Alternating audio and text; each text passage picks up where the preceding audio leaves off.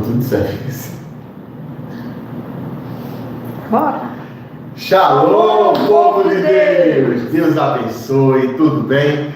Boa tarde. Hoje a gente está assim com o pastoreio gravado, não é? Hoje é feriado, aqui nada está aberto, enfim. Mas a gente está aqui pela graça de Deus, na mesma hora de sempre, para a gente orar, para a gente louvar a Deus, para a gente comentar, expor aquilo que a palavra de Deus tem trazido ao nosso coração, e que Deus abençoe a gente, que esse tempo que a gente tem aqui na presença do nosso Deus seja bom e agradável a Ele. Vamos orar? Vamos agradecer a Deus esse tempo bom?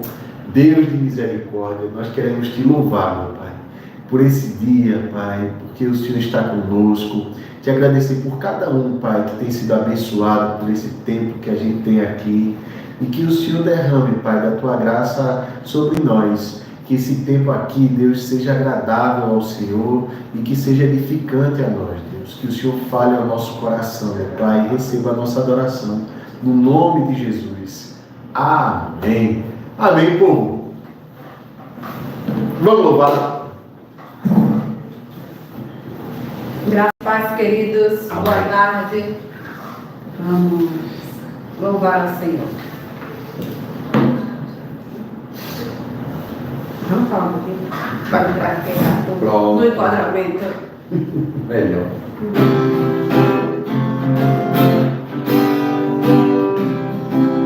Jesus, em tua presença, reunimos-nos aqui, contemplamos tua face e rendemos-nos a ti, pois um dia tua morte trouxe vida a todos nós e nos deu acesso ao coração do Pai. Jesus, em tua presença, reunimos-nos aqui, contemplamos tua face e rendemos-nos a ti, pois um dia tua morte trouxe vida a todos nós e nos deu completo acesso ao coração do Pai. O véu que separava já não separa mais, a luz que outrora apagada agora brilha e cada dia brilha mais. Só pra te adorar e fazer teu nome grande e te dar o louvor que é devido. Estamos nós aqui. E o véu que separava já não separa mais, a luz que outrora apagada agora brilha e cada dia brilha mais. Só pra te adorar e fazer teu nome grande e te dar o louvor que é devido. Estamos nós aqui. Amém. Outro corinho. Corinho é o novo, né? Já entrega. A escolha já entrega. Já denuncia. Corinho é o novo. Entregou mais ainda.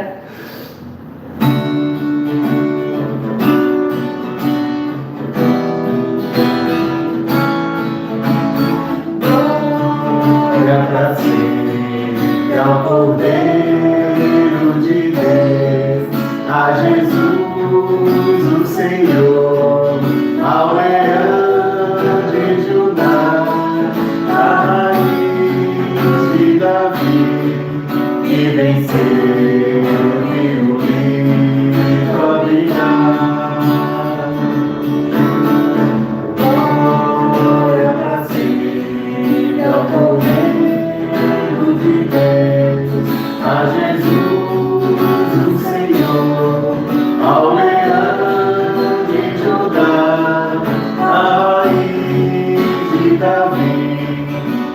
venceu e o livrar. O céu, a terra e o mar, e tudo que deles há, o adorarão e confessarão: Jesus Cristo é o Senhor. Ele é o Senhor.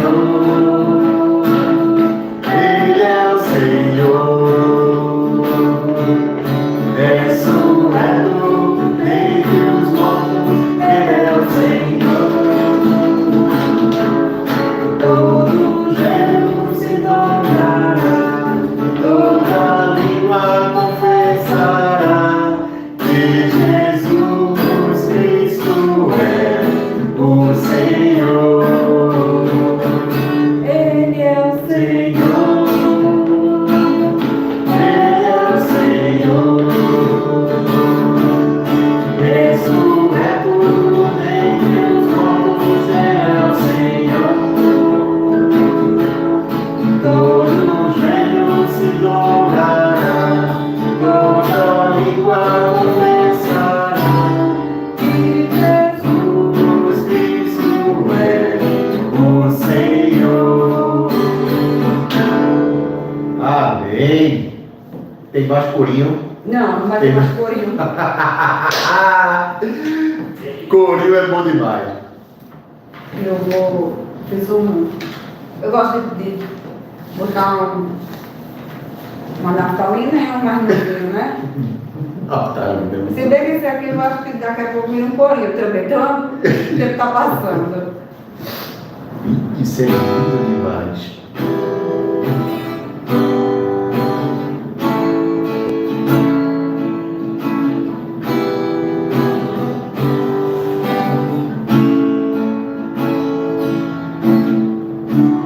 Oh Deus, me sondas,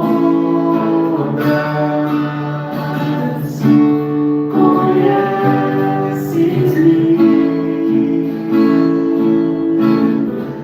mesmo quando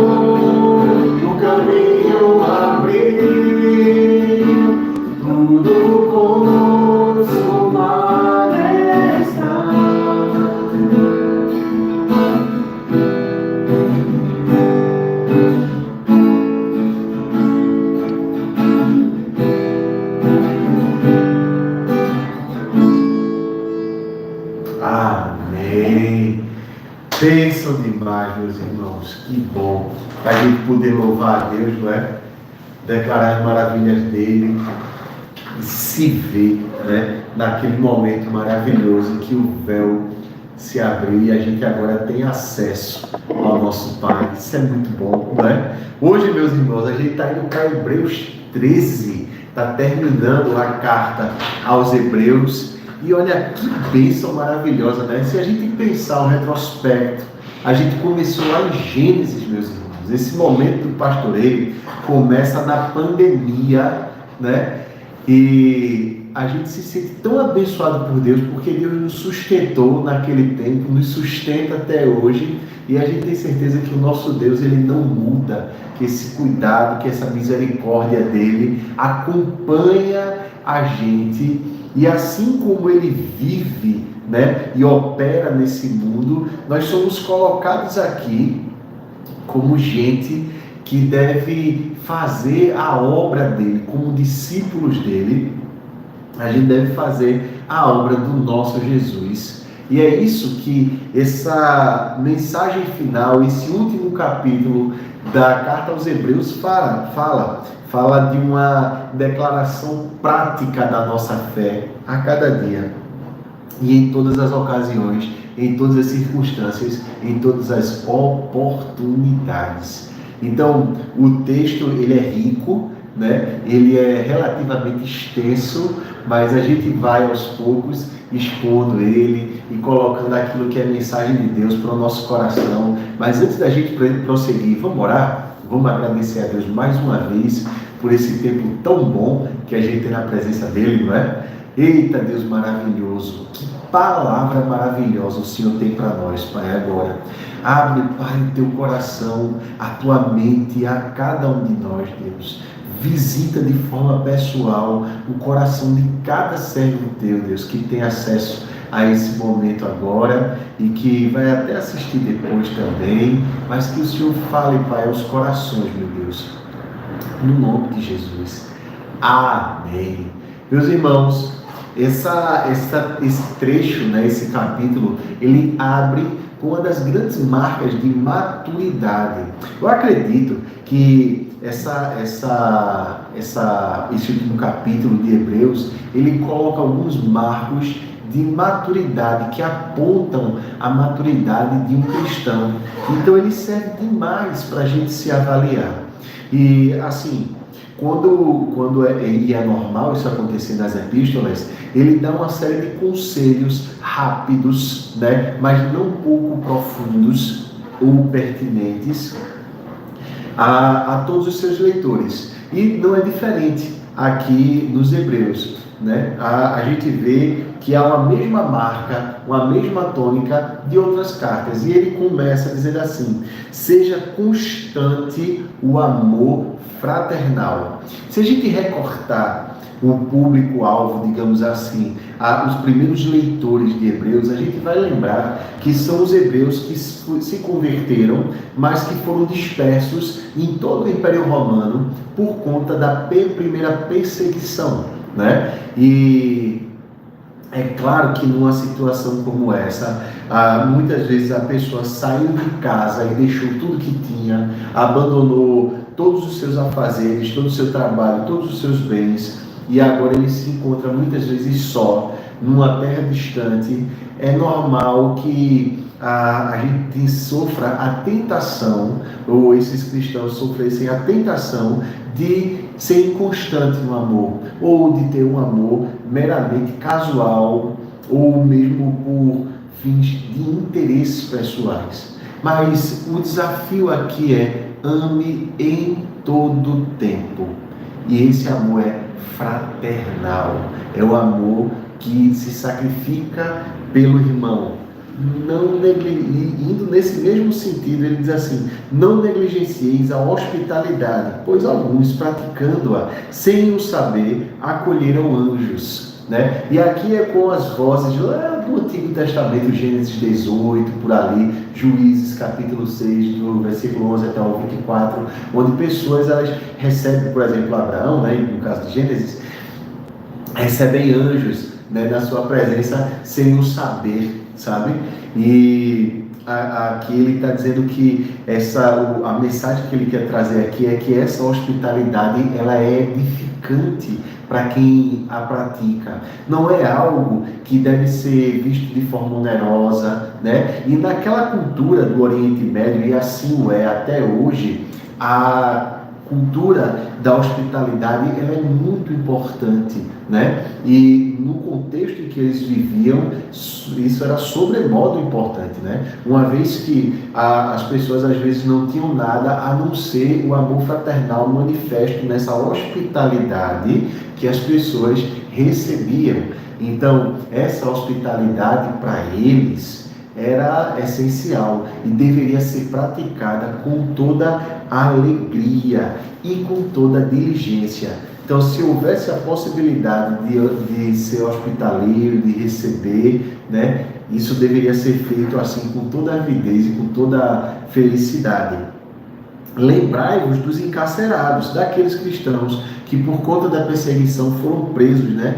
Como se presos com eles, se solidarizando, se vendo na pele deles, se colocando no lugar deles. Meus irmãos, isso é um apelo maravilhoso, a sensibilidade, a gente se colocar no lugar do outro, a gente sentir as pressões, as dores do outro, a gente visitar a situação do outro e se condoer, ter misericórdia, né? Sentir compaixão dos que sofrem maus tratos, como se com efeito vós mesmos em pessoas fosseis maltratados. Isso aos olhos do mundo é uma grande loucura. Nesse mundo onde cada um é por si, não é verdade? Onde o individualismo ele é pregado, sabe?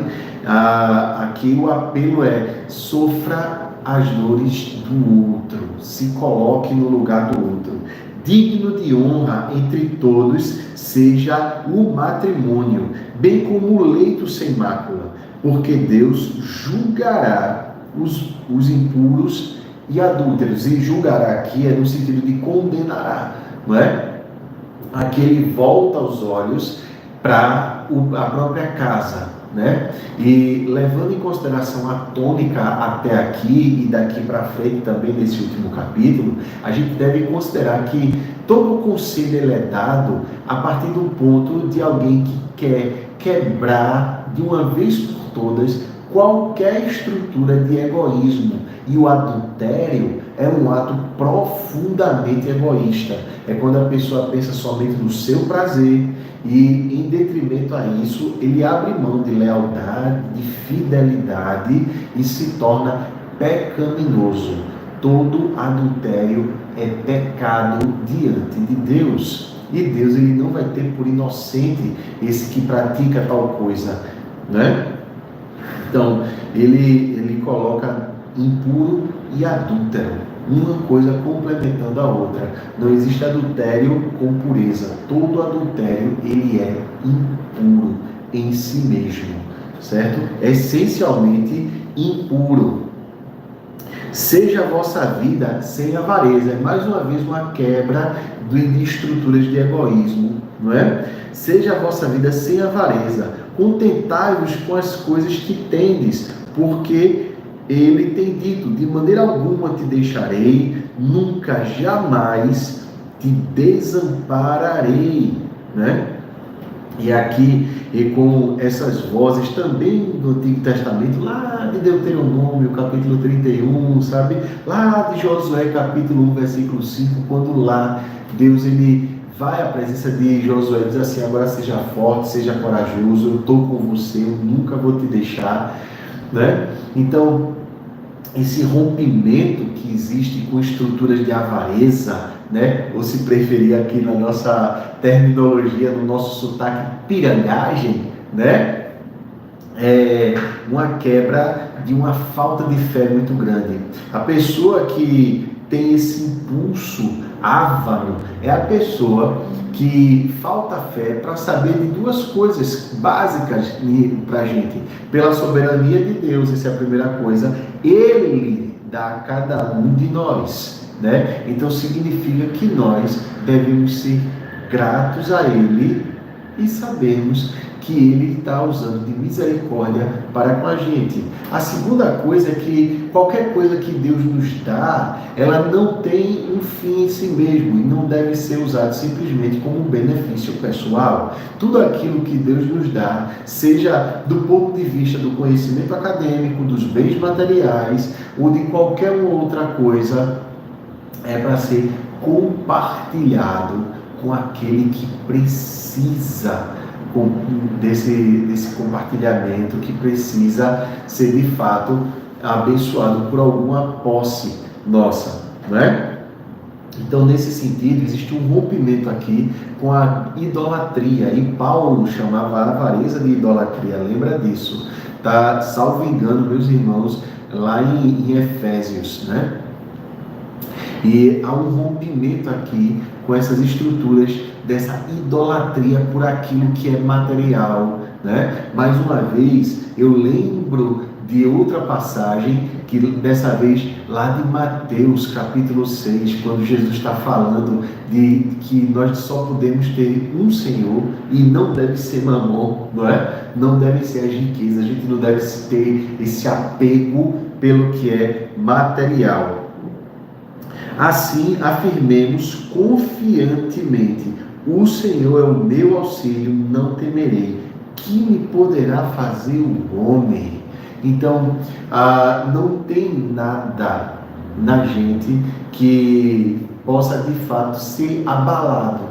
Ninguém pode tirar nada de nós, né?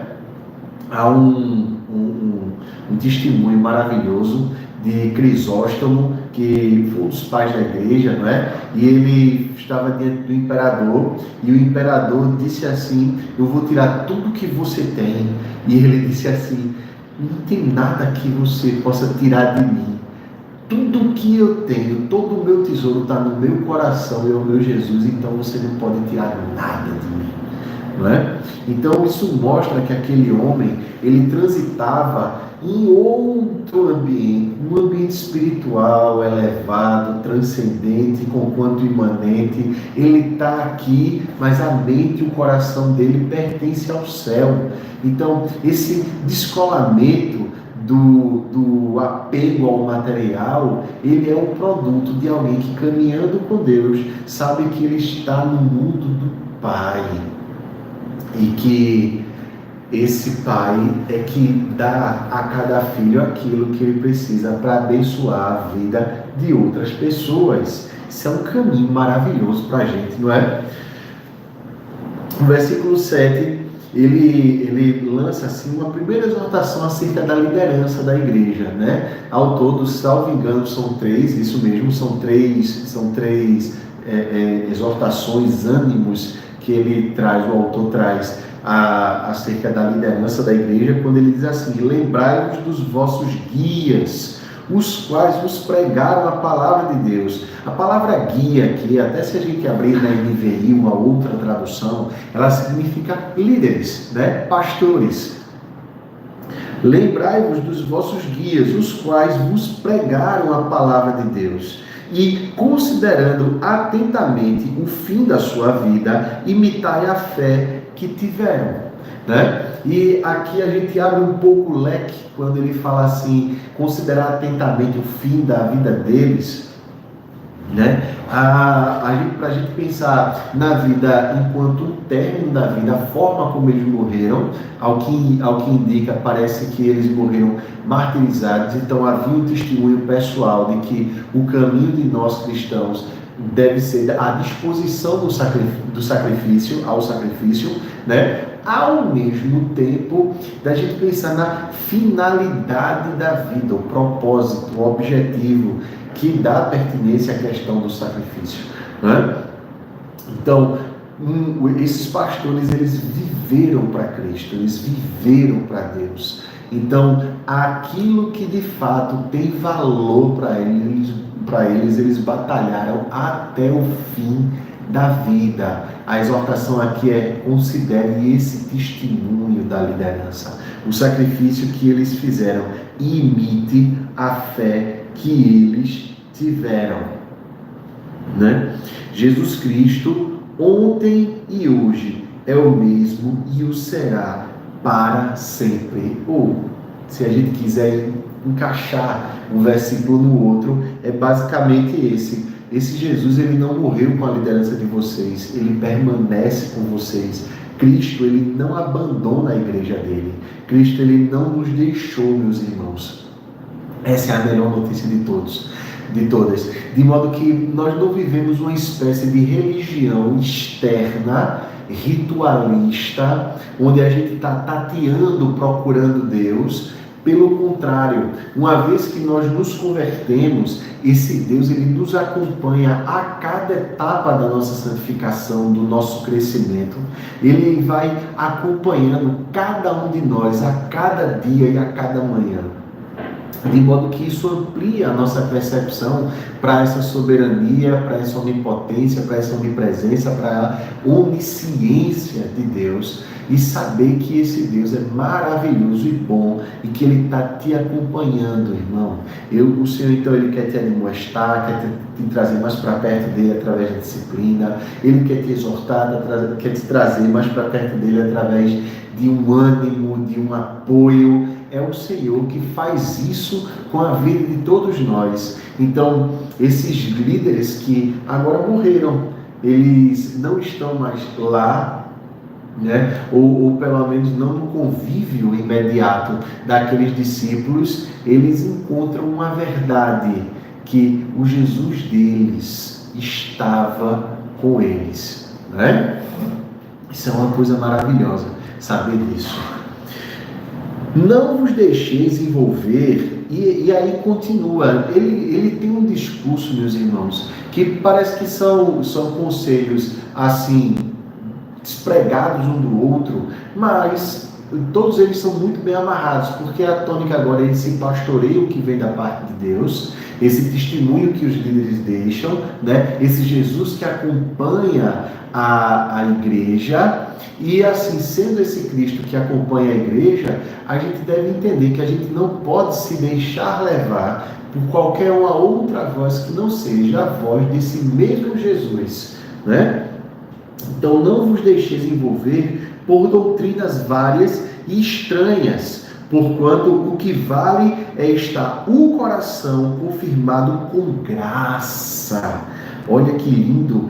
E não com alimentos, pois nunca tiveram proveito os que com isto se preocuparam.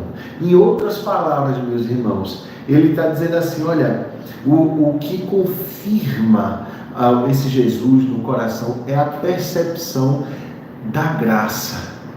Isso é o alimento da gente, né? Em vários momentos, Jesus, ele coloca isso, né? Quando ele é tentado lá, ele fala que nem só de pão viverá o homem, mas de tudo aquilo que procede da boca de Deus, toda palavra que procede da boca de Deus. E em outro momento ele fala para os discípulos dele, o meu alimento é fazer a vontade do Pai.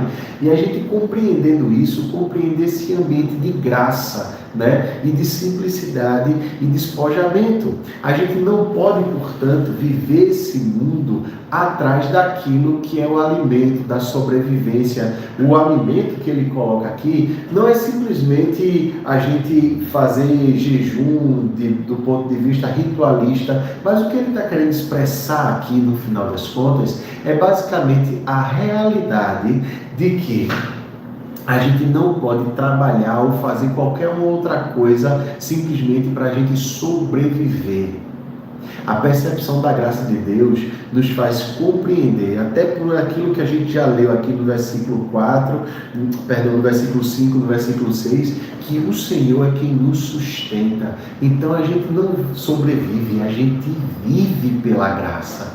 E a graça basta, a graça é suficiente. Paulo ensinou isso, né? Que ele estava sendo assolado por um espinho na carne que parece ter sido uma doença grave, crônica, né?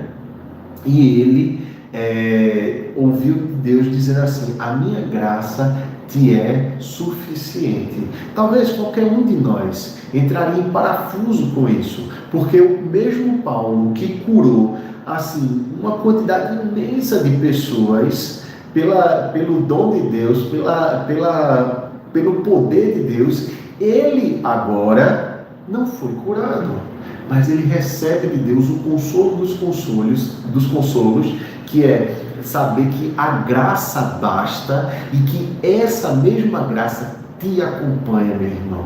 Então, você não pode se abater, meu querido. Você não precisa se deixar abater. Não precisa levar a vida com fatalismo, sempre esperando que alguma coisa ruim vá acontecer, que vá depor contra a sua própria sobrevivência, porque uma coisa é certa: a graça do Senhor é que garante a tua vida e não o alimento.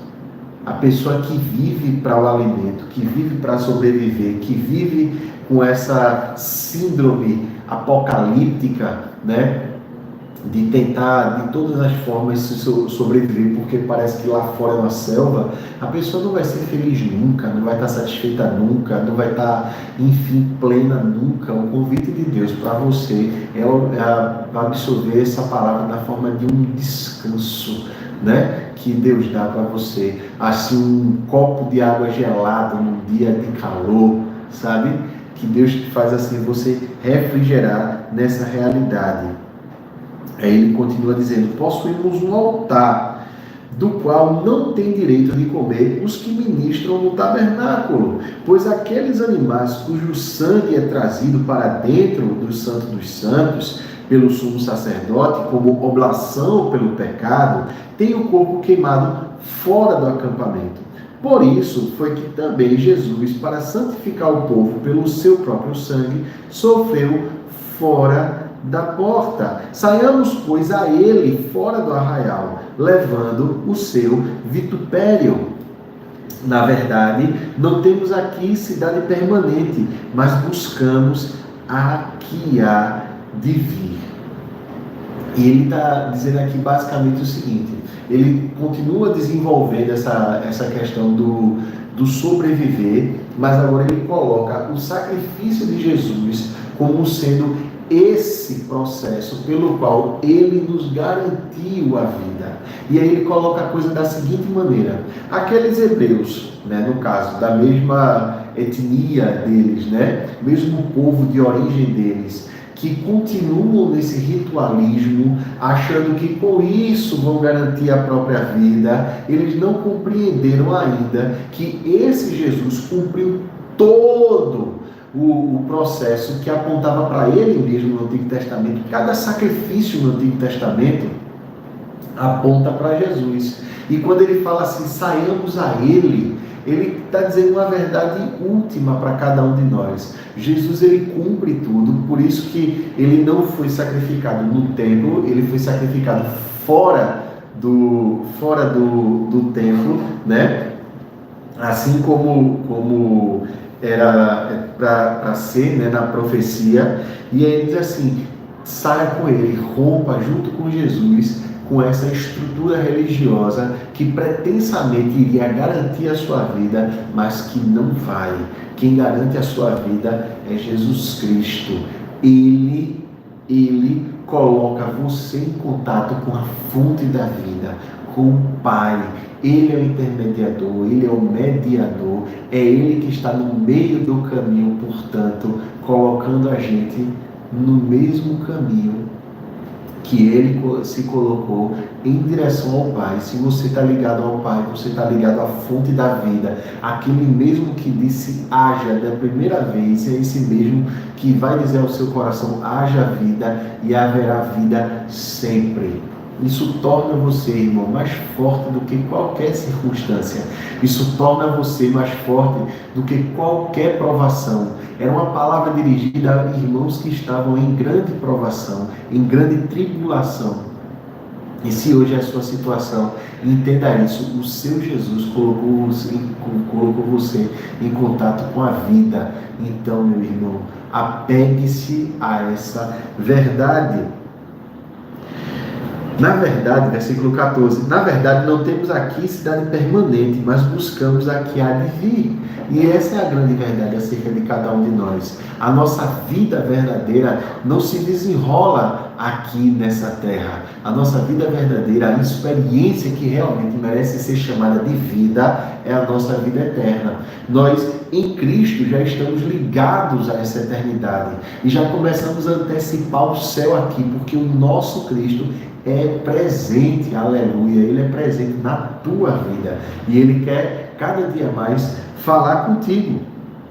Por meio de Jesus, pois, ofereçamos a Deus sempre sacrifício de louvor, que é o fruto de lábios que confessam seu nome, ou seja, o senhorio dele, que conhecem ao nosso Deus. Confessar o nome não é simplesmente falar da boca para fora que Jesus Cristo é o nosso Senhor ou que Deus é o nosso Criador, mas é sobre todas as coisas a produção de uma realidade interna que se externaliza na forma de música. É isso que a gente sempre faz, é por isso que a gente canta, é por isso que a gente louva. O louvor, ele é produto de um coração inteiramente maduro que usa tudo que se tem, a técnica poética, a melodia, a harmonia, para homenagear aquele que de fato é o autor da vida e nos inspira a fazer qualquer coisa nessa vida, mas que sobre todas as coisas nos dá plenitude para a gente cantar tranquilo. Isso produz na nossa mente aquela lembrança de quando o povo de Israel, no Antigo Testamento, na noite anterior às batalhas, eles se reuniam em acampamentos e eles louvavam a Deus em altas vozes, a ponto de assustar os inimigos, dos inimigos dizerem assim: eles estão tão confiantes, que a gente não pode ir nem contra esse povo, né? Eles tinham fé. O louvor é o produto dos lábios que professam uma fé significativa e autêntica, meu irmão. Não é aquele dizer antigo: quem canta seus males espanta. Não, meu irmão, você canta porque o seu Jesus venceu todos os males. Você já é um vitorioso em Cristo, você já é um abençoado em Cristo, você já é herdeiro maravilhoso de Deus. Você tem esse negócio, então alimente as suas esperanças vivas no nosso Deus maravilhoso, né? E é exatamente por isso que ele continua dizendo assim, não negligencieis igualmente a prática do bem e a mútua cooperação, pois com tais sacrifícios Deus se compraz. Olha só, aqui parece que há um eco da voz, inclusive de Tiago, que ele fala assim, olha, a religião pura diante de Deus é tomar conta dos órfãos e das viúvas, né? Essa cooperação, isso é um testemunho. O sacrifício que Deus se compraz, meus irmãos, não é simplesmente você vir ao culto, não é simplesmente você entregar o dízimo, não é simplesmente você ter dezenas de ministérios na igreja, não é um ativismo religioso do qual Deus se compraz, mas é desse amor autêntico que é manifesto em todas essas coisas, sim, mas também no dia a dia, na sua casa, com os seus colegas de trabalho, com seus irmãos na fé, em toda e qualquer oportunidade de praticar esse amor. Você pratica? Obedecei aos vossos guias, segundo a exortação acerca dos guias, dos líderes, dos pastores. Obedecei aos vossos guias e sede submissos para com eles, pois velam por vossa alma, como quem deve prestar contas, para que façam isto com alegria e não gemendo, porque isto não aproveita a vós outros. Aqui a diretiva ela é simples demais da gente compreender, né? Então ele está dizendo assim, basicamente, facilite a vida do seu pastor, né? Então ele quer zelar pela sua vida, meus irmãos. E eu falo como pastor. Um dia eu vou estar diante do trono de Deus, né? Os líderes da nossa igreja, os pastores, os presbíteros de Deus, os oficiais da igreja vão estar diante de Deus, meus irmãos. E Deus vai perguntar para cada um de nós, e eu quero responder a Ele com tranquilidade, que eu tomei conta do rebanho que Ele confiou, né? Que a gente responde ao mesmo chamado ao pastorado de Pedro, apóstolo, né? E a gente faz isso com todo o temor e tremor diante de Deus. Você entende isso? A seriedade desse negócio, da gente dizer assim, da gente ouvir Jesus falando assim, apacentai o meu rebanho, e a gente fazer isso diante de Deus. Então, quando nós temos esse desafio diante de Deus, já é grande o suficiente, não é? Então essa submissão, que não significa uma subserviência, não é? Mas ouvir, considerar aquilo que é pregado, aquilo que é aconselhado, a direção na qual Deus tem dirigido o rebanho de Deus, é um ato de fé, né? Que alivia a carga do pastor. Por isso que ele fala assim, para que eles não pastoreiem o rebanho de Deus gemendo, né? Gemendo aqui é de fazer força, né? De dor, sabe? E essa coisa do ministério às vezes se tornar pesada, sabe? Então ele lança essa exortação: orai por nós, pois estamos persuadidos de termos boa consciência, desejando em todas as coisas viver condignamente. Orem pelos pastores, orem por nós, né? Porque a gente está persuadido de boa consciência, a gente está realmente levado pela certeza de que nós somos fiéis diante de Deus, né? Então, ore por nós, ore pelos pastores. Rogo-vos com muito empenho, né? Rogo-vos assim enfaticamente, que assim façais, a fim de que eu vos seja restituído mais depressa. Havia talvez aqui uma expectativa desse autor dele voltar a ver esses irmãos. Ora, o Deus da paz, que tornou a trazer dentre os mortos a Jesus, nosso Senhor, o grande pastor das ovelhas, pelo sangue da eterna aliança, vos aperfeiçoe em todo o bem, para cumprirdes a sua vontade, operando em vós o que é agradável diante dele, por Jesus Cristo, a quem seja a glória para todos sempre. Amém. Enfim, ele está declarando aqui basicamente o seguinte, que esse Deus da paz, esse mesmo Deus que ressuscita Jesus Cristo dos mortos, e ele coloca aqui com P maiúsculo, pastor das ovelhas, né? Ele diz assim, que ele vos abençoe. Você entende a força dessa oração aqui? E meus irmãos, isso é uma coisa maravilhosa. Ele vos abençoe, ele vos ressuscite a cada dia, meus irmãos. A oração desse pastor é a oração que todo pastor sério faz pelas suas ovelhas e que nós podemos fazer uns para com os outros. É que cada irmão que experimentou a morte da esperança, a morte do ânimo, a morte de repente de um processo de vida, né? Ou de alguém da família, ou a morte da saúde, ou a falência pessoal, que esse Deus restitua, assim como ele ressuscitou Jesus dos mortos. Meus irmãos, você entende que quem tem a palavra final na vida de um crente não é a morte, é a vida.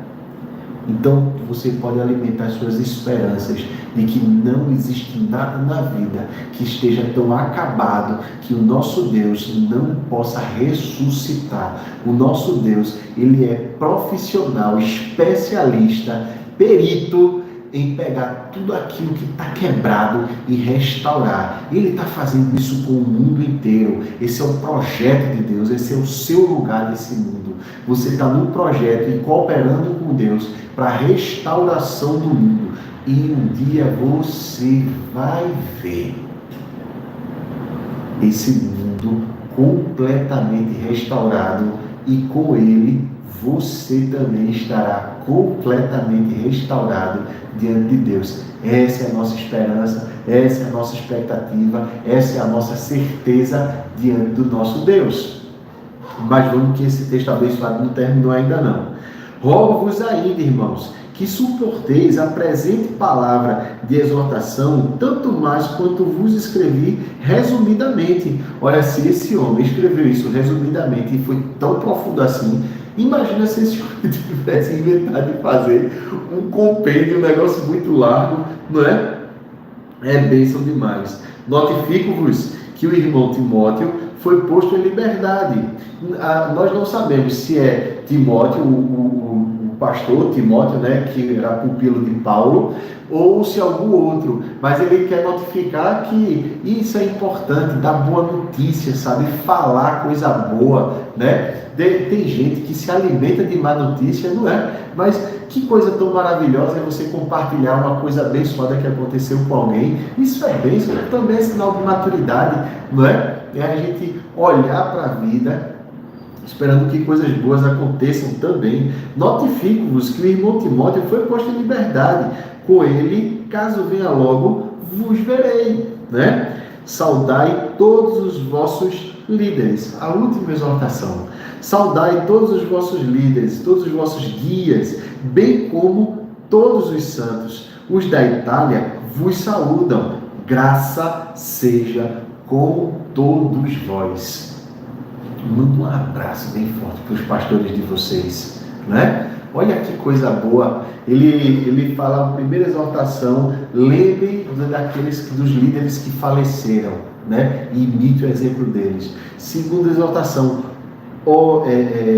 obedeçam, sejam submissos. É isso que a gente fala no dia da profissão de fé, né? Seja fiel ao conselho da igreja, seja fiel à sua liderança. Nesse mundo de tanta instabilidade, de tão pouca confiabilidade, seja confiável. E por isso, saudai, abraçai, seja afetivo, né, a essa liderança. Meus irmãos, é com tanta alegria que a gente recebe o abraço de cada um dos irmãos. Às vezes a gente está no agito, né, do ministério, a gente sai de uma reunião, vai a outra reunião, sai de um aconselhamento, vai a outro aconselhamento, passa batido por algum irmão, às vezes nem saúda direito, não é? Mas não é por nada, é às vezes a nossa própria distração, mas vem esse irmão, aí chega e dá um abraço na gente. Isso é uma coisa maravilhosa, isso é bênção de Deus, não é? E assim a gente deve fazer uns com os outros também. E ele termina dizendo que a graça seja com todos vós, com cada um de vós. Isso daí é uma bênção de Deus, a gente levar essa graça no coração.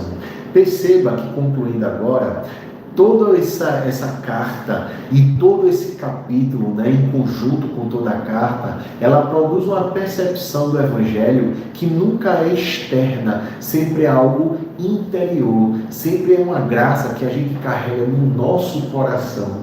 E por onde quer que a gente vá, a gente pode ser perseguido, a gente pode ser lançado para longe dos nossos queridos e dos nossos bens, e seja lá do que for, né? Mas a graça acompanha a gente, ela é suficiente, ela é o maior tesouro que a gente pode ter no nosso coração.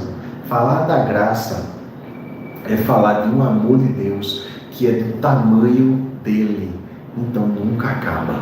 É bênção demais, não é? Meus irmãos maravilhosos, foi um prazer, né, a gente ter terminado essa carta aos Hebreus. A gente fica um pouco órfão de livro, não é? Quando a gente termina assim um livro da Bíblia que a gente ama muito, mas a gente vai começar outro livro maravilhoso, vai começar a Epístola de Tiago, que produz todos esses ecos do livro de Provérbios. Ele traduz uma literatura veterotestamentária muito profunda, sabe? E assim, eu estou ansioso verdadeiramente por fazer parte dessa exposição também de Tiago, né? Se houver a possibilidade.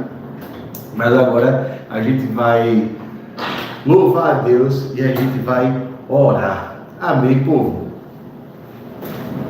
Vamos? Quem chegou? Chega, filha, pra cá. Vamos louvar. Vai ter corinho agora, é corinho? Vai corinho. Eu acho que já está na categoria. Já está na categoria. Hoje só deu corinho, né?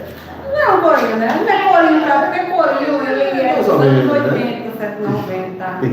Mas é que já tá tão velho. Mas eu que não vivi nessa época, o pessoal dizia que antigamente era muito animado, né? É. Eu Nunca tenho vivido. não que eu tenha vivido. Mas, peraí.